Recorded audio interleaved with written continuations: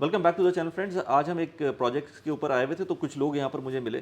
तो उन्होंने अच्छा, वो पहली दफ़ा प्रॉपर्टी ले रहे थे, तो उन्होंने मुझसे बोला कि यार आप बहुत सारा ये ऑफलाइन की वीडियोस बना रहे होते हैं, आप रेडी प्रॉपर्टीज़ की क्यों नहीं वीडियोस बनाते? तो मैंने कहा रेडी प्रॉपर्टीज़ की वीडियोस भी बनती हैं, बट क्योंकि ऑडियंस के पॉइंट ऑफ व्यू से और जो मैं खुद भी जो जो मेरा माइंडसेट है वो ऑफलाइन की तरफ ज़्यादा जाता है। और उसका रीज़न क्या है, मैंने फिर मुझे यही हुआ कि हमने आज तक इसके बारे में ज़्यादा बात नहीं की कि ऑफलाइन वर्सेस रेडी प्रॉपर्टीज़ किस तरह से होती हैं। तो हम एक प्रॉपर्टी के सेट पे बैठे हुए थे, एलिंगटन प्रॉपर्टीज़ में आए हुए थे हम। तो सलमान बैठा हुआ था, मैंने कहा यार हम लोग इस पे ज़रा डिस्कशन कर लें 10-15 मिनट की कि ये ready properties versus offline properties, क्या प्रोज हैं क्या कॉन्स हैं, और किसके लिए क्या बेहतर है। तो ज़रा इसके ऊपर बात करते हैं। सलमान कैसे हैं हैं? वली भाई? बिल्कुल ठीक, आप बताएं। बस एवन तो एज ए सेट के वो जो साहब थे अभी वो जो बात कर रहे थे, वो फिर मुझे भी लगा कि यार बाकी एटलीस्ट हमें बताना चाहिए कि रेडी प्रॉपर्टीज़ और ऑफलाइन प्रॉपर्टीज़ में क्या फ़र्क है। और कोई एक बंदा अगर ऑफलाइन सेल कर रहा है तो उसके पास हो सकता है रेडी प्रॉपर्टीज़ की उस तरह की नॉलेज ना हो, तो वो नहीं कर रहा होगा, या रेडी प्रॉपर्टीज़ कर रहा है तो वो ऑफलाइन प्रॉपर्टीज़ की तरफ नहीं जा सकता। या फिर इन्वेस्टर टाइप भी है जो कि ज़्यादातर लोग बाहर से देख रहे होते हैं चैनल को, उनके लिए ऑफलाइन प्रॉपर्टी ज़्यादा बेहतर होती है, क्यों होती है? सो अगर पॉइंट बाय पॉइंट मुझे ज़रा एक्सप्लेन करो pros and cons, let's say. पहले तो मैं बताऊं कि अभी हम जिनसे मिले हैं वो मुझे आपके जो है वो 2 साल पहले वाले वर्जन लगे, क्योंकि पहले आप भी जो है वो हाँ, रेडी रेडी प्रॉपर्टी के ऊपर कन्विंस थे, और ऑफलाइन में आप हाँ कहते थे यार नहीं, हाँ ऑफलाइन जो है वो हाँ समझ में नहीं आता। हाँ। तो बेसिकली ऑफलाइन का बिल्कुल एक डिफरेंट सेगमेंट है, एक डिफरेंट टारगेट ऑडियंस है। इसके अंदर जैसे कि आपने डिस्कस किया कि जो स्पेशली इन्वेस्टर्स हैं वही इसको ज़्यादा फोकस करते हैं। इसके अंदर जो जो बायर्स होते हैं वो बेसिकली होते ही इन्वेस्टर्स हैं। 70% of the total purchase value अगर मैं बात करूं किसी भी प्रोजेक्ट में इस टाइम पे जिस हिसाब से मार्केट चल रही है और उसके जो एनालिटिक्स हैं, और कुछ कुछ प्रोडक्ट्स होते हैं जो कि जिसमें एंड यूज़र्स का परसेंटेज ज़्यादा होता है बट इन्वेस्टर्स का कम होता है, लेकिन मेजॉरिटी के अंदर 80% आपका 70% आपका इन्वेस्टर्स होता है और 30% एंड यूजर्स या रेंटल यील्ड वाले जो इन्वेस्टर्स होते हैं वो होते हैं। बेसिकली ऑफलाइन प्रॉपर्टी खरीदी ही इसीलिए जाती है ताकि अपने कैपिटल को ग्रो किया जाए, क्योंकि उसके कुछ रीजंस हैं। सबसे पहला रीज़न ये है कि जब आप ऑफलाइन प्रॉपर्टी बाय कर रहे होते हैं तो ऑफलाइन प्रॉपर्टी अपनी बेस प्राइस पे होती है। थोड़ा सा एक्सप्लेन भी तो कर दें कि हो सकता है बहुत सारे लोगों को ऑफलाइन, क्योंकि कुछ जगहों पर जैसे कनाडा में ऑफलाइन प्रॉपर्टी को डिफरेंट, आई फॉरगॉट के क्या कहते हैं उसको, हाँ, बट डिफरेंट नाम से समझा बिल्कुल जाता है। यूके में भी मेरे डिफरेंट होता दिमाग है। से भी निकल गया है, हाँ लेकिन बिल्कुल डिफरेंट कहा जाता है। ऑफलाइन प्रॉपर्टी इज बेसिकली जो प्रॉपर्टी आप डायरेक्टली डेवलपर से खरीद रहे हो। अब उसकी स्टेट कुछ भी हो सकता है वो रेडी भी हो सकता है वो अंडर कंस्ट्रक्शन भी हो, बट पेमेंट प्लान पे होगी वो। ठीक है, तो आप फर्स्ट बायर होंगे उस प्रॉपर्टी के। मेजॉरिटी टाइम पे, मोस्टली टाइम पे आपको ये प्रॉपर्टी अंडर कंस्ट्रक्शन ली जाती है, क्योंकि अगर आप इन्वेस्टर्स माइंडसेट की बात करें तो अंडर कंस्ट्रक्शन ली जाती है। रेडी प्रॉपर्टी इज बहुत मिनिमम लोग हैं जो डायरेक्टली डेवलपर से रेडी प्रॉपर्टी खरीदते हैं, क्योंकि वो ऑलरेडी बड़ी अपनी प्राइस हाइक पे होती है। तो ऑफ प्लान प्रॉपर्टी हम इसको कंसीडर करते हैं अंडर कंस्ट्रक्शन प्रॉपर्टी को, जो कि आज से जो दुबई का जो नॉर्मल टाइम फ्रेम है वो 2.5 से 3 साल का कंस्ट्रक्शन टाइम फ्रेम है। कुछ प्रोजेक्ट्स में 4 साल तक भी जाता है। तो 2.5 से 3 साल में जो प्रॉपर्टी रेडी होगी उसको हम ऑफलाइन प्रॉपर्टी कहते हैं, और रेडी प्रॉपर्टी वो है जो कि ऑलरेडी तैयार बिल्ट इन है, बिल्कुल, और आप उसको बस चाबियां लें और मूव इन हो जाए। सही है। तो ये ऑफलाइन ठीक है, उसका तो अच्छा difference है। कंटिन्यू विद जो हम बात कर रहे थे उस टाइम पर। हाँ, तो ऑफलाइन बेसिकली जो है वो इन्वेस्टर्स प्रोडक्ट होता है। आप बेस प्राइस पे ले रहे होते हैं। बेस प्राइस का मतलब ये होता है कि मार्केट आपकी जब आप इसको ऑन नंबर्स देखते हैं तो शायद आपको ये लगता है यार रेडी में तो सस्ता मिल रहा है, ऑफलाइन में महंगा क्यों लूँ। सेम लोकेशन पे अगर मैं किसी एक एरिया की बात करता हूँ, बिजनेस वे की बात करता हूँ, बिजनेस वे में आपको इस टाइम पे 1 बेडरूम रेडी जो है वो 1.7 1.8 का भी मिल जाएगा। ठीक है, लेकिन ऑफलाइन में 2.1 2.2 2.3 तक भी जा रहे हैं। तो बज़ाहिर दिखने में सेम साइज के लिए, सेम साइज के लिए हाँ।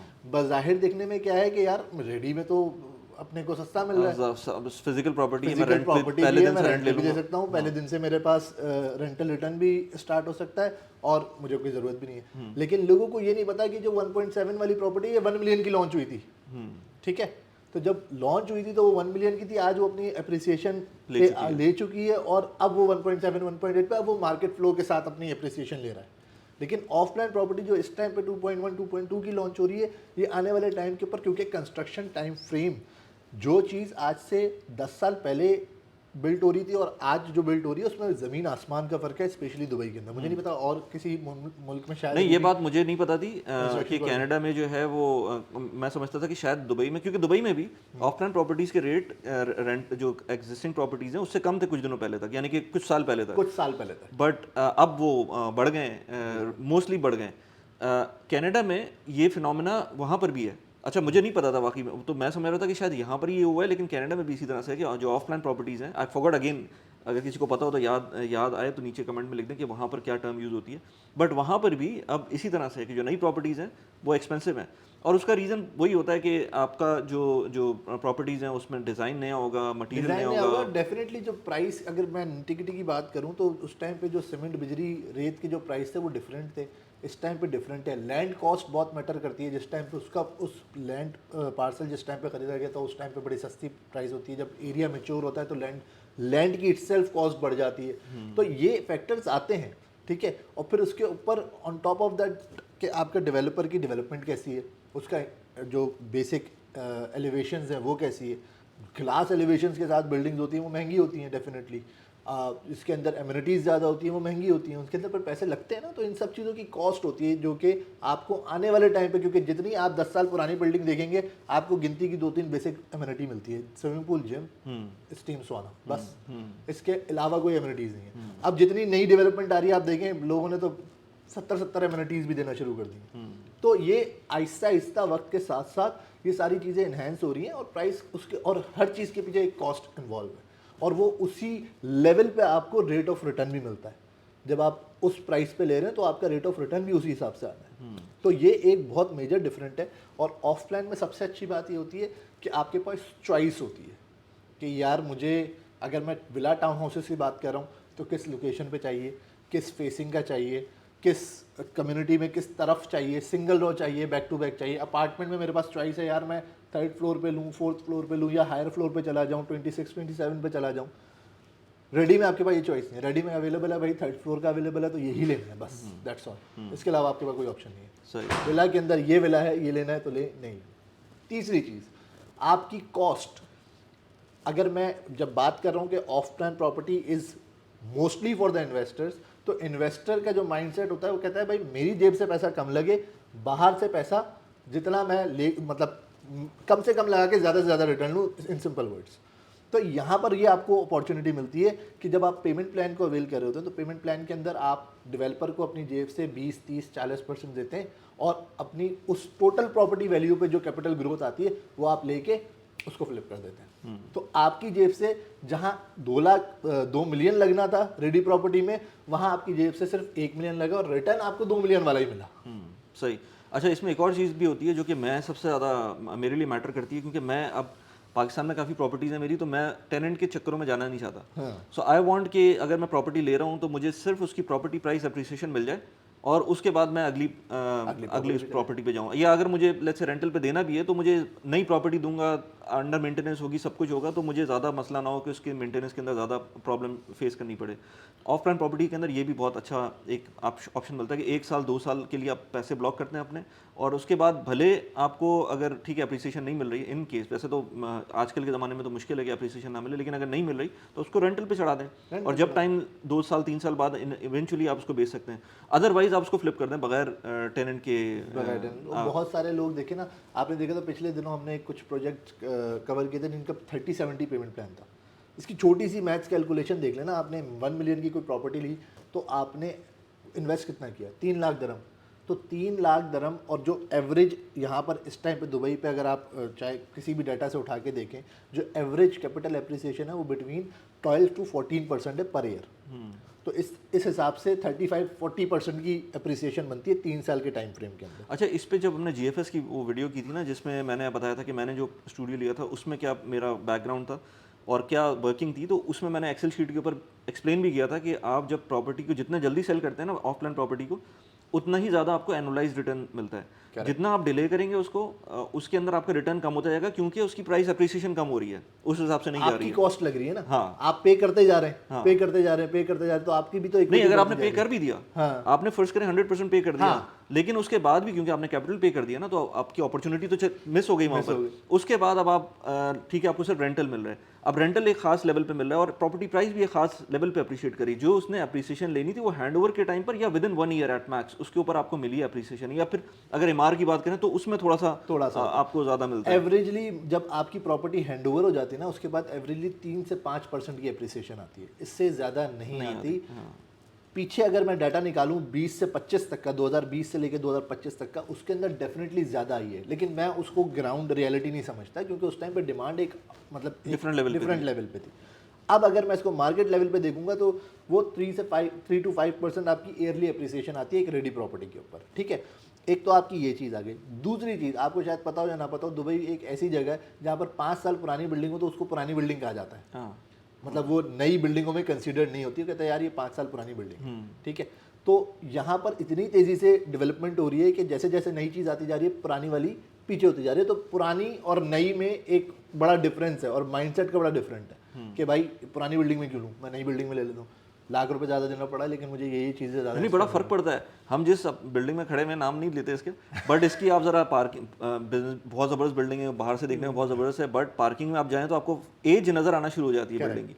वो जो अब फिर दुबई के अंदर तो सब कुछ ब्लिंग ब्लिंग होता है, तो वो सब नया नया लगना चाहिए, तो वो एज जब नज़र आना शुरू होती है ना बिल्डिंग की, तो फिर वो जो टेनेंट आता है वो तो हाई डिस्पोजेबल इनकम के साथ आ रहे हैं, तो ही वांट्स समथिंग न्यू, चाहे वो स्टूडियो पे जा रहा हो, चाहे वो हल्के एरिया पे जा रहा हो, चाहे वो महंगे एरिया में, उसको चाहिए नया। हर बंदा नए की तलाश में घूमता है, मतलब कि चाहे वो बजट उसका कोई भी हो। हाँ। तो ये एक बड़ा, क्योंकि जब नया देख रहा होता है तो डेफिनेटली वो अपने माइंडसेट में एक प्राइस रेंज रखा हुआ होता है, उसका एक टेन्योर होता है, तो वो सारी चीज़ों को कैलकुलेट करके नई की तरफ जा रहा होता है। तो नई की डिमांड ऑटोमेटिकली क्रिएट हो रही होती है, तो जब नई की डिमांड क्रिएट हो रही होती है तो ऑटोमेटिकली उसका पीछे से रिटर्न हाई होना शुरू हो जाता है, क्योंकि उसकी डिमांड मार्केट के अंदर। राइट। अच्छा, इसके अलावा और कोई पॉइंट जो कि रेंटल में फ़ायदा हो, अगर आप रेडी प्रॉपर्टी हैं और आपके पास लेना हो, वो कौन से लोग हैं जो रेडी प्रॉपर्टी ही लेनी चाहिए? रेडी प्रॉपर्टी के लिए देखें, अगर आपके पास कैश ऐसा पड़ा हुआ है ना जो बैंक में पड़ा हुआ है, तो फिर आई वुड रिकमेंड कि भाई आप उसका कोई रियल एस्टेट एसेट ले लो जो आपको इनकम जनरेट करके उसमें भी हलाल तरीके। उसमें भी आप अपार्टमेंट या विला में किस में जाना चाहिए? It depends on the apatite. अगर आपके पास 5 मिलियन पड़ा है तो डेफिनेटली टाउन हाउसेज और विलास में आप इन्वेस्ट करें और अपनी रेंटल इनकम जनरेट करें। कोई ऐसा ले लें जो ऑलरेडी रेंटेड हो, ताकि आपको ये झंझट भी ना हो कि यार ये मुझे रेंट पे चढ़ाने के लिए महीना 2 महीना ज़ाया हुआ, क्योंकि टाइम इज़ मनी। अगर आप 1 महीना भी एक टाउन हाउस को खाली रख रहे हैं, आपका अच्छा खासा नुकसान हो रहा है। तो रेंटेड मिल रहा है, बहुत अच्छी बात है। आप अपने फर्स्ट से आपकी जो है वो या अगर आपको खुद रहना है, खुद रहना और अब फाइनली आपने सोच लिया कि 4-5 साल 6 साल तो गुजारूंगा वहीं एक ही जगह पर, एक ही अपार्टमेंट, एक ही विला के अंदर, फिर आपको फिर ले लेना चाहिए रेडी प्रॉपर्टी। अब रेडी प्रॉपर्टी बेसिकली लेता कौन है? रेडी प्रॉपर्टी के जो मोस्टली बायर होते हैं वो मॉर्गेज बायर्स होते हैं, स्पेशली वो वर्किंग क्लास जो दुबई के अंदर काम कर रही है और वो रेंट से परेशान है। अब वो अपने आप को एक अपने घर में देखना चाहती है, तो वो फिर मॉर्गेज पे रेडी प्रॉपर्टी ले लेते हैं। तो ये demand creation again of plan से लिंक करती है कि जब आप ऑफ प्लान प्रॉपर्टी लेते हैं और वो रेडी होने वाली होती है, तो उस टाइम पे मॉर्गेज बायर्स बहुत सारे होते हैं जो एक डिमांड क्रिएट करते हैं। जो हमारा टाइम फ्रेम है ना कि हैंडओवर के टाइम पे जो प्रॉपर्टी प्राइस अप्रिशिएट होती है, वो इसलिए होती है क्योंकि बीसीसी जैसी बिल्डिंग का आता है, बिल्डिंग कंप्लीशन सर्टिफिकेट, उसके बाद से मॉर्गेज बैंक अलाउ करना शुरू कर देता है। और फिर लोग, क्योंकि नया नया टावर हैंडओवर हुआ होता है, तो लोग उसकी तरफ आते हैं कि यार क्या प्राइस है बताओ, फिर वहाँ पर डीलिंग शुरू हो जाती है सारी चीज़ें। तो रेडी प्रॉपर्टी बेसिकली उनके लिए जो रेंटल इनकम चाहते हैं या खुद रहना चाहते हैं, सही, तो उनके लिए रेडी प्रॉपर्टी है। इसके अलावा कोई पॉइंट रह तो नहीं किया जो हम लोग अभी तक डिस्कस किया है, जिसके अंदर of plan, ready, villa, town house? Cash flow आपका जो ऑफ प्लान में स्पेशली है, वो कैश फ्लो आपका मेंटेन रहता है। आप अपने हिसाब से बात कर सकते हैं, आपको मॉर्गेज पे लिंक, और फिर जो सबसे बड़ी बात होती है, बहुत सारे लोग मॉर्गेज पे नहीं जाना चाहते। करेक्ट। उनके लिए तो जो शरिया कंप्लाइंट है, बिल्कुल मेरे ख्याल से इसमें तो कोई वो है ही नहीं कि इसके अंदर ऑफ प्लान के अंदर आपको पता है कितने पैसे, आपको पता है कि प्रॉपर्टी की प्राइस यही है, कोई इंटरेस्ट नहीं है, कुछ नहीं है, इंटरेस्ट फ्री इंस्टॉलमेंट्स हैं, पेमेंट प्लान है। अब तो बहुत फ्लेक्सिबल हो गए, बड़े बड़े डेवलपर्स भी 1% मंथली पेमेंट प्लान दे रहे हैं, बीच में कुछ बुलेट्स आती हैं। तो इट डिपेंड्स कि आपको जो भी डेवलपर सूट करता है या जो भी प्रॉपर्टी सूट करती है उसका पेमेंट प्लान क्या आ रहा है। तो लेकिन जो भी आ रहा है वो इंटरेस्ट फ्री आ रहा है। सही, ज़बरदस्त। आई होप कि हमने सारी पॉइंट्स कवर कर ली हुई हैं। अगर किसी को कोई पॉइंट नहीं आ रहा हो समझ में तो वो बिल्कुल कमेंट में कर सकता है। सलमान भी होंगे और भी लोग होते हैं जो लोग इसका रिप्लाई भी कर सकते हैं। मैं खुद भी रिप्लाई करता हूँ, मैं सारे कमेंट्स पढ़ता हूँ। प्लस ये कि अगर आपको अपनी किसी प्रॉपर्टी से रिलेटेड कोई इंक्वायरी हो तो सलमान है और इनके साथ और भी लोग हैं जिनके साथ मैं वीडियोस बना रहा होता हूँ, तो आप उनको कनेक्ट कर सकते हैं। व्हाट्सअप नंबर नीचे दिया हुआ है। एक पॉइंट मैं बिल्कुल बोलूँगा कि सलमान से मेरी बात हो रही थी कुछ देर पहले कि बहुत सारे लोग आते हैं, कमेंट करके आते हैं और या फिर लेट्स से व्हाट्सएप के थ्रू आते हैं और वो कहते हैं कि हमने ऑलरेडी प्रॉपर्टी ली है या इसमें ये प्रॉब्लम्स हैं, ये प्रॉब्लम्स हैं। तो मैं कहता हूँ आप अपना माइंडसेट जो है ना क्लियर रखें और उसमें ये सोचते रहें, ये सोच के एक बंदे से कनेक्ट करें कि अब आपको इसके थ्रू कोई काम करना है, भले वो कोई भी हो। लेकिन आप अगर कॉन्स्टेंटली अपने आप को हॉप इन हॉप आउट करते रहेंगे, डिफरेंट लोगों के साथ बात करते रहेंगे, तो आपका थोड़ा सा उसके अंदर जो कंसंट्रेशन है वो डाइवर्ट होगी। सो मेरे ख्याल से और इस तरह के केसेस हैं मेरे ख्याल से। बिल्कुल ऐसे ही है। इसमें बिल्कुल एक सिंपल सी एग्जांपल ये है कि आप जितने बंदों से कनेक्ट होंगे, हर बंदे का सेलिंग स्टाइल डिफरेंट है। कुछ लोग आपको प्रॉपर्टी ही बस सिर्फ एज अ ट्रांजैक्शन सेल करेंगे, कुछ लोग आपके साथ रिलेशनशिप बना के आपके साथ क्योंकि प्रॉपर्टी का काम ऐसा है ना कि सर ये 1-2 दिन का काम नहीं है कि मैं आपको बेचूं और फिर उसके बाद मैं आपको बोलूं थैंक यू वली भाई। हम तो 2.5 साल से वीडियोस बना रहे हैं, 2.5 साल से वीडियो 2.5-3 साल हो गए हैं। तो ये एक लॉन्ग टर्म प्रोसेस है। आपके जानने वाले, फिर उनके जानने वाले, फिर उनके जानने वाले, तो एक रेफरल बनता रहता है। तो अगर आपका दिल जहां मुतमईन होता है आप उसके साथ कनेक्टेड रहें, ड्यू डिलिजेंस अपनी करते रहें, आप प्रोजेक्ट नॉलेज और उस बंदे के साथ भी शेयर करें कि यार मैं इतने इतने लोगों से फलां लोगों से चीज़ें जो है वो डिस्कस कर रहा हूँ। But stick to the one कि ताकि आपको जो आपने सेलेक्ट किया हो कि हाँ यार ये बंदा है जो कि मेरी चीज़ों को मेरे पेन पॉइंट्स को टच करता है, तो इसके साथ मैं जाऊँगा, तो उसके साथ ही स्टिक रहें ताकि उसके साथ फिर हर जगह पर आपको मैं तो जब से ये वीडियोस बनाना शुरू किया तो मैं कहता हूँ लोगों को कि आप जो है जैसे पहले कहते थे ना कि डॉक्टर और लॉयर से आपको कुछ नहीं छुपाना चाहिए, तो रियल एस्टेट एजेंट भी अगर आपको अच्छा मिल गया तो उसके साथ भी अपनी चीज़ें डिस्क्लोज करें ताकि वो भी आपको अपने हिसाब से जो और आपके हिसाब से क्यूरेटेड इन्फॉर्मेशन की बेसिस के ऊपर करेक्ट, बिल्कुल ऐसे ही। तो इसमें क्या है कि इसमें आपका ही फ़ायदा है और फिर एक बंदा आपको मिल जाए तो ट्रस्टेड बंदा जो आपको लगता है कि हाँ यार ये मेरे साथ चलने वाला है, तो फिर उसके बाद आप उसके साथ हर चीज़ अपनी लेके चल सकते हैं आराम से, कोई मसला नहीं। सही, चलें यार ज़बरदस्त। अगर किसी को as I said again contact करना हो तो नीचे व्हाट्सअप नंबर दिया हुआ है, उस पर कांटेक्ट कर सकते हैं सलमान से और इनकी टीम से। Thank you very much. Thank you Wali भाई, इंशाल्लाह फिर मिलते हैं।